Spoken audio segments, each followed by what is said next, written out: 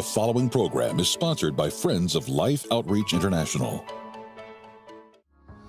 Well, James, as you know, I've spent most of my adult life alone.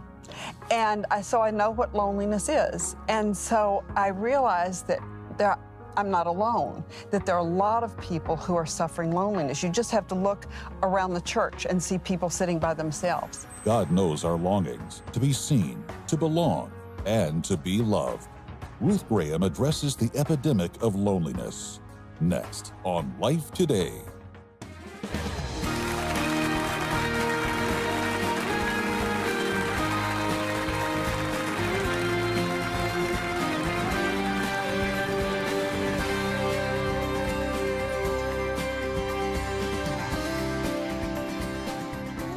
We're so glad that you're joining us because we feel like you're family. We got family here. We have Billy Graham's daughter, Ruth, and many times when she's spoken with us, she says, well, remember, I'm also Ruth Graham's daughter, That's right. not just Billy Graham's daughter. And talked about what Mom did, and of course, she bears Mom's name. But she's family to us. She calls me her big brother. She doesn't mind telling the whole world, and I love her. We've been very close, and she's been here many times. Many of you may remember at her dad's memorial service, she lifted Jesus so high that it was a message heard around the world. And what an honor to God and to Dad and to the power of love and grace. Well, she's written another book. You know, she wrote a best-selling book years ago. I remember when we first started talking about it, in every pew there sits a broken heart. And she knew what it was to sit in the pew with a broken heart. But she knew so many people who do. This is interesting. She hadn't told me yet why she was moved to write this, but I can tell it wasn't something that just came out of Ruth's mind. It came out of her heart, but frankly, we believe it came out of the heart of God, and it's called Transforming Loneliness, deepening our relationships with God and others when we feel alone. Ruth, we're really glad to have you here in I'm Life so Today. glad to be here. This is so much fun. I always look forward to coming. Oh, it's so good to see you. Thank you, thank you. You know, I've reached out to you many times in your life's journey. Yes. Have we ever comforted you when you might have felt lonely? I'd like to know if Oh, we have. yes, absolutely. Just knowing I had a big brother was a comfort, you know, and I knew I could call you, and I have called you, Yep. and asked for help or advice, and you've been very liberal with that. Well, and it's a joy. Okay, tell us how you were moved to write this book, Transforming Loneliness. Well, James, as you know, I've spent most of my adult life alone. And so I know what loneliness is. And so I realized that I'm not alone, that there are a lot of people who are suffering loneliness. You just have to look around the church and see people sitting by themselves.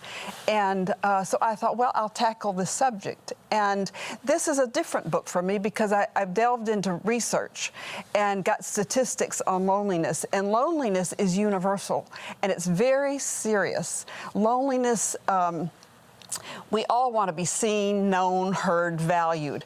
But when we're alone, we don't feel that. And now we have to differentiate between loneliness and solitude and isolation. Loneliness is a feeling that we have, and it's usually temporary. It's not long-lasting. If it becomes chronic, then it leads to all sorts of health issues. It can lead to obesity. It can lead to... Does it contribute to depression? Yes, it does. I would think it does, and that's become a massive problem. That's a massive problem as well. And it also attacks our prefrontal cortex in our brain, which affects our feelings and our reasoning. And if we have sustained loneliness, it's the equivalent of smoking 15 cigarettes a day. Wow. So it's a serious issue, but that's loneliness. But then you have solitude, and solitude is something we seek to recalibrate sometimes and to think and be with God, and that's what we want to do. We want to spend the time with God and develop that relationship with God. And then there is isolation, and isolation is not healthy. Isolation in our culture is the worst punishment we can give. And James, I had a wonderful time speaking with prisoners about loneliness, because I've been working with prisoners up in West Virginia, and I asked them to write me about loneliness. And they wrote such interesting things, but one was particularly, he said, you know, Ruth, I came to prison so angry, so mad, so just against the world. And he said, while I was in prison, I came to know Jesus, and he said, I'm not lonely anymore. Mm-hmm. And it really was a real thing for him. And I was very pleased to be able to ask the prisoners about their loneliness. But loneliness is worldwide. In Great Britain, they have, 30% feel alone. And Theresa May, when she was Prime Minister, created a minister of loneliness for her cabinet. And in Japan, they have an epidemic of lonely deaths, deaths of despair, where people die and nobody knows they've died until the neighbors notify the authorities of the stench coming from the apartment. Wow. And this is just worldwide, that people are so lonely. And yet we have abandoned faith. We have, It's actually mocked. You know, the thought of God. Yes. You're presented oftentimes as an enemy of everything. You might even be the cause of what they call racism or these horrible ideas. It's horrible. This is where the deceiver has begun to prevail, deceiving to the core. And that certainly contributes to loneliness and a sense of isolation, being cut off. And really the only source of healing comes from the healer, God, who is full of love and compassion and care. Absolutely. And I mean, this isn't like an American crisis or North American crisis. This is a worldwide crisis. Don't you think the pandemic has actually really made a heavy contribution to making it worse? It's exacerbated it. And so we have the problem, so what do we do about it? Yeah. And so I developed an acronym, REACH. Recognize the symptoms of and sources of loneliness in your life. Express it to God and to one other person. Then anticipate that God can transform the loneliness into something for His purposes in your life, drawing you into a better relationship with Him and with others. And let me just pause right there, too, because it's really, and this is something as I've gotten older, and I've begun to see some things in the Word that have been there all along, that I see so much more clearly. You know, when Jesus said, you'll only find your life if you lose your life in me. And Betty, you know, because you've watched this journey, it's been amazing how it's affected people. What he's actually saying is lose your life in his, the Father's, kingdom purpose. And you begin to live with not just purpose, but his purpose. And one of his main focuses is on benefiting and blessing the family. That's right. Where the family can benefit and bless others with the blessings that God offers. So that is a great, great healing touch. And I didn't want to mess up the spelling of R-E-A-C-H, but that really is, that is very, very, very important for people to understand that God will move into the situation. Absolutely. You can anticipate that He will do that. Anticipate it. And then connect with a community of faith.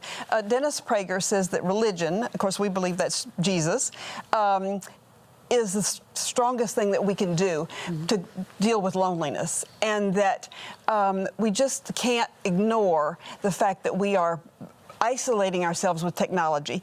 The Generation Z is the loneliest generation, which I was surprised. Wow. That's the age from born in 1995 to 2015. That's the Generation Z. And I have grandsons that are in Generation Z. And so I called them and I said, are you lonely? He said, absolutely. We are the loneliest generation ever. And he said, we're connected, but we're not connected. And by the way, Dennis Prager sitting right where you're sitting, and then repeating it as he walked out and said it twice. He said, Christians are the only hope freedom has. Christians are the only hope. Basically what you just said. He pointed something out, but he also acknowledges that Christians are the ones seemingly the most effective at meeting these challenges and needs, which is exactly what you just said. He said it, yes. What you've written confirms it. We know it, we see it confirmed, because when people receive the love that Christians should be freely offering, it is a healing factor in their life. Absolutely, absolutely. Well, I know that I've seen people and heard people say, being in a crowd, you can be in a crowd and feel so lonely. Absolutely. I think sometimes lonelier than ever. Yeah, lonelier than ever. So it's important that we understand that the healing of that loneliness is that connection with God. There's no question, and He will transform it. Yeah. And I give you an illustration from our life, and that one Christmas that you went hunting with Ted, and I've told you this story, I think, and I was so mad at you and Ted. Here I had been busy shopping and cleaning and cooking and wrapping packages, and I thought, well, we could spend the afternoon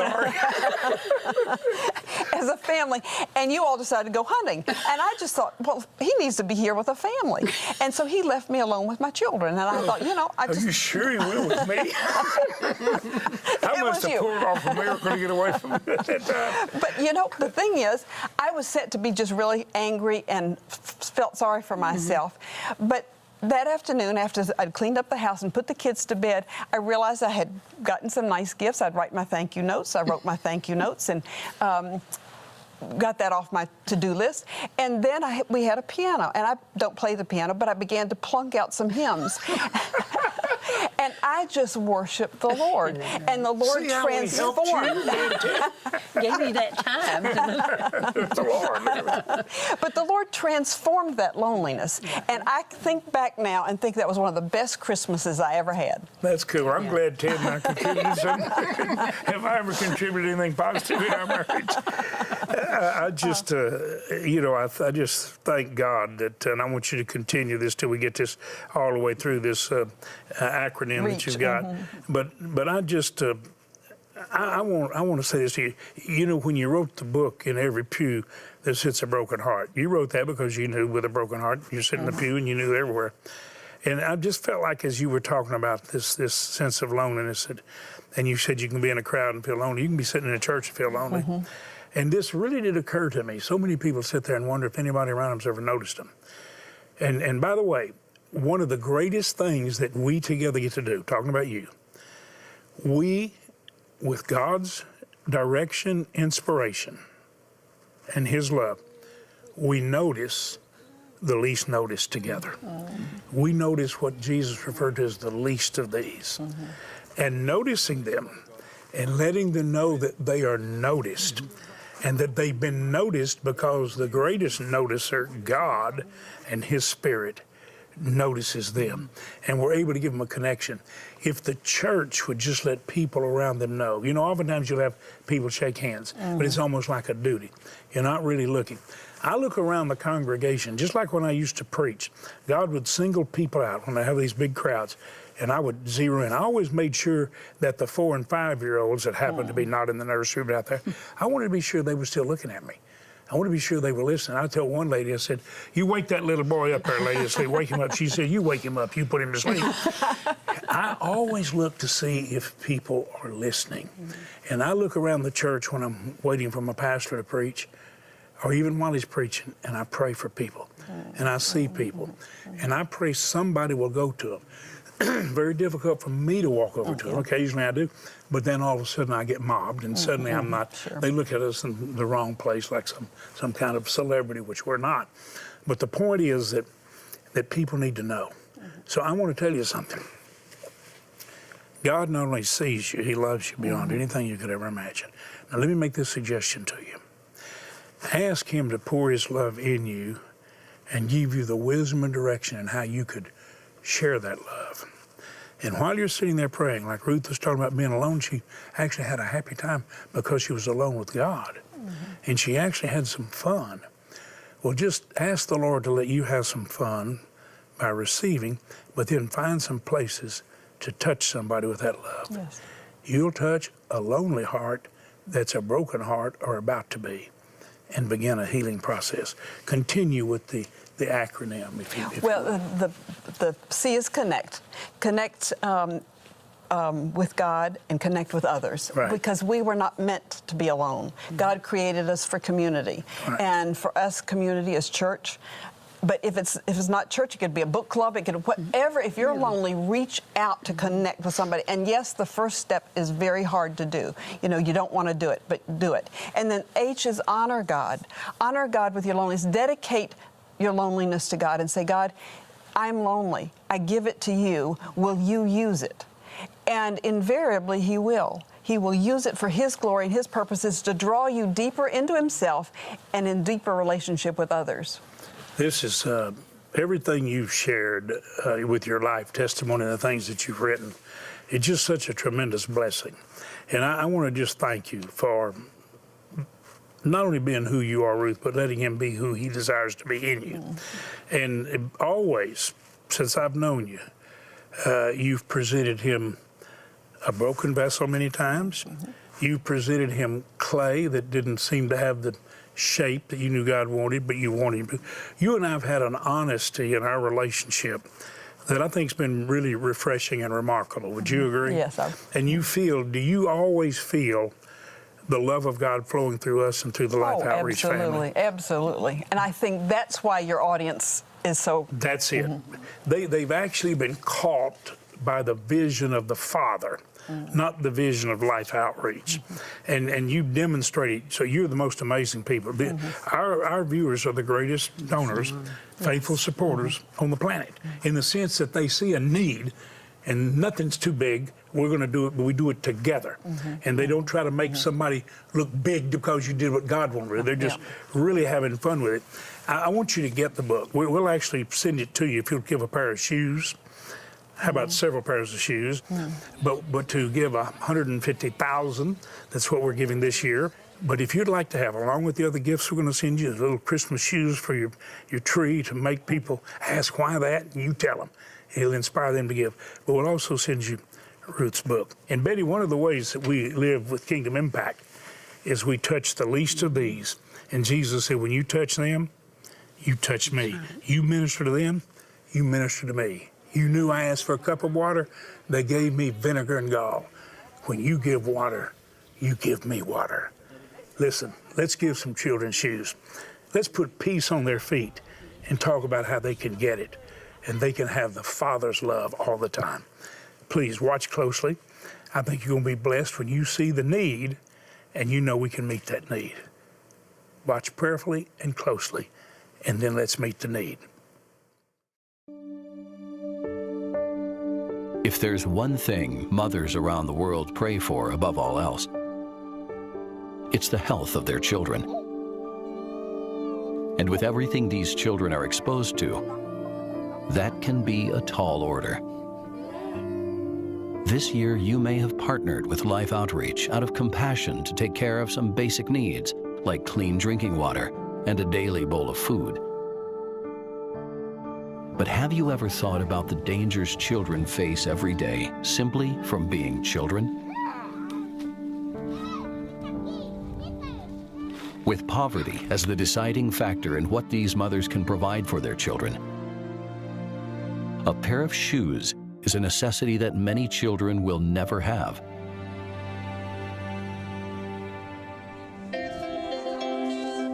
This coming Christmas season, we'd like to do something special for these children and give them a pair of shoes of their very own.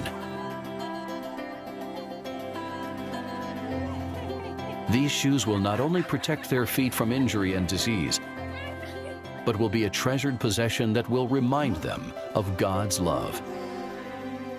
We come over here to be a blessing, but we always go back so much more blessed, James, I think, because we see what can be done. We know that our friends, because they love children, they love to give, they love to share. That's you I'm talking about. You love to help, and this is a real need, shoes for the children.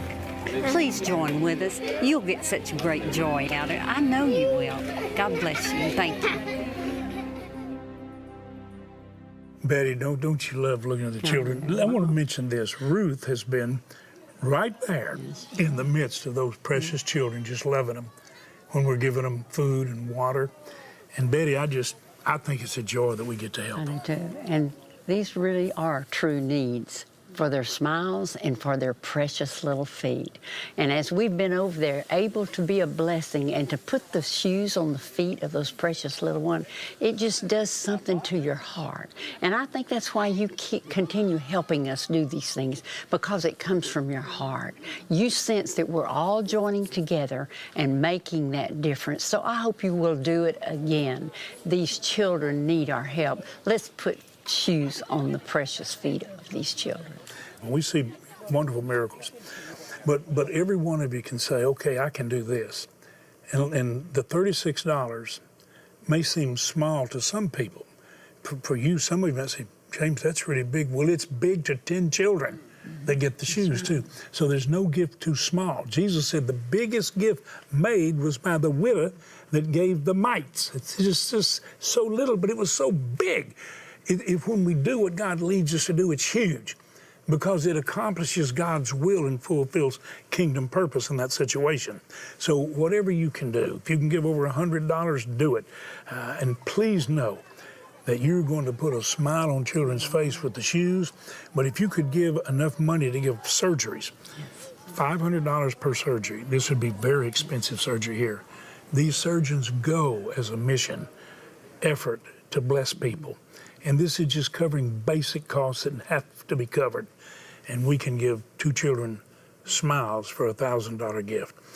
There's some level at which you can help. We're going to send you the little Christmas shoes to hang on the Christmas tree. Becomes a conversation piece. And you talk about loving others and not overlooking the least of these, even in small ways. So please, get your bank card, go online, or dial that number, and make the gift God puts on your heart. We're going to send you the gifts that we talk about, and also if you'd like to have Ruth's book on loneliness, more than happy to send it to you. And you may even be getting that because you want to give it to somebody that you love to bless, because you've touched them in their loneliness and you want to bless them even more. Thank you so much for getting your card. If you write a check, make it to Life, but call us. Tell us you're putting it in the mail. We need to hear from you. We need a miracle. Thank you for being part of the miracle. Poverty is a killer, and because of it, children needlessly suffer, not only from a lack of food and clean water, but also from a lack of things we often take for granted, like a simple pair of shoes. Far too many children living in extreme poverty have never owned a new pair of shoes. And while that may seem minor in light of all their needs, walking with bare feet puts them at risk of life-threatening infections and disease that could lead to crippling consequences and even death. By responding today, you will help secure and make ready 150,000 pairs of Christmas shoes to be shipped and delivered to children around the world, just in time for the holidays. Your gift of $36 will help provide 10 pairs of shoes. A gift of $72 will help provide 20 pairs. And a gift of $180 will help provide 50 pairs of Christmas shoes for children in need.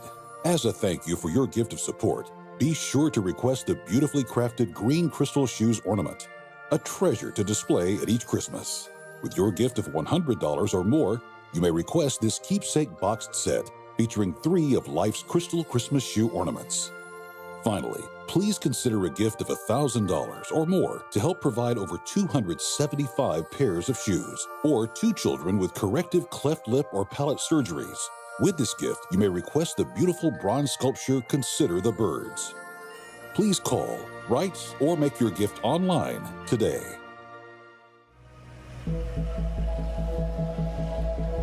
As we travel around the world, one thing we've noticed is the condition of the feet of so many children. We see children all over the world running around barefoot in some terrible conditions. And it's not just unsightly, it's unhealthy and potentially deadly.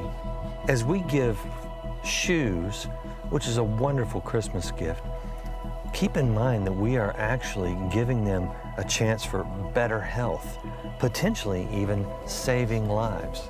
We are protecting them from some really debilitating diseases, things like hookworm, several things that can happen in their feet. These protect them. So it's double. It's a gift to give them something they don't have, and it's something to protect their health.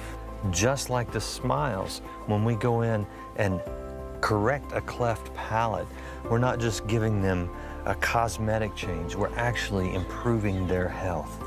Everything that we do is to improve the health of others, physically and spiritually. So join with us as we celebrate the birth of our Savior at Christmas, and we give Christmas shoes and smiles. Hey, little buddy, let's see if we can get this running.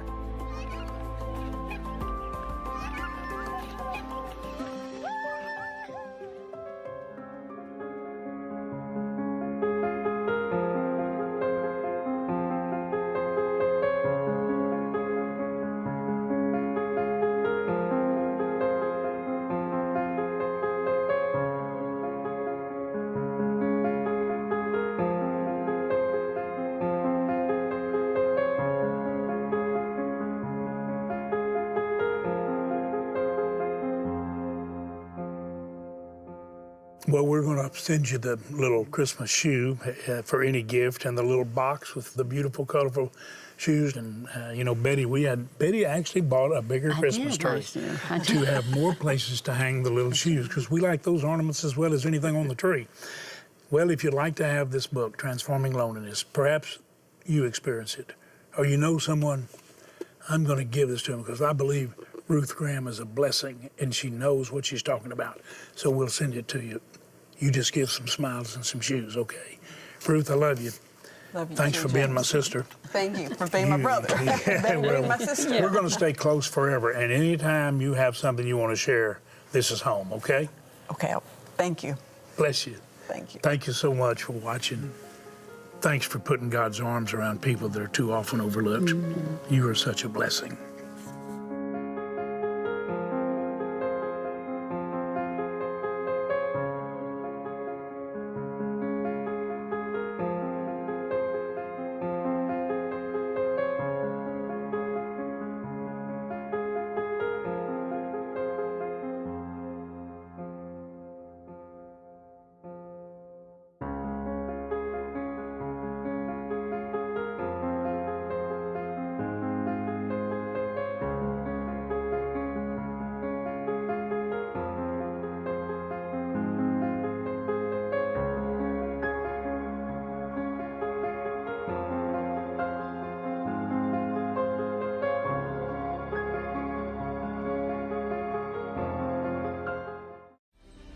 Are you concerned about your family being ill-equipped to manage resources when you pass away?